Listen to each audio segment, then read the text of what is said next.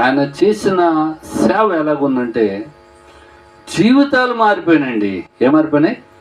జీవితాలు అంటే బ్రతుకులు మారిపోయినాయి. ఏం మారిపోయినాయంట? బ్రతుకులు, లైఫ్ చేంజ్ అయిపోయింది. వ్యభిచారం చేయటం మానేస్తున్నారు, వాళ్ళ బ్రతుకు మారిందా లేదా? దొంగతనం చేయటము మానేస్తున్నాడు. అబద్ధాలు ఆడేవాళ్ళు అబద్ధాలు ఆడటము మానేస్తున్నారు. అక్రమార్కులు అక్రమం చేయటము మానేస్తున్నారు. హత్య చేసేవాళ్ళు హత్య చేయటము మానేస్తున్నారండి.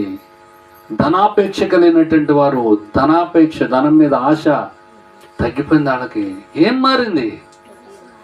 వాళ్ళ బ్రతుకులు మారినాయండి. ఏం మారినాయంట? అంటే వాళ్ళకి జ్వరం లేదా, వ్యాధులు లేవా, బాధలు లేవా?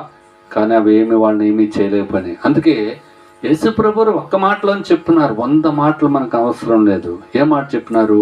కాబట్టి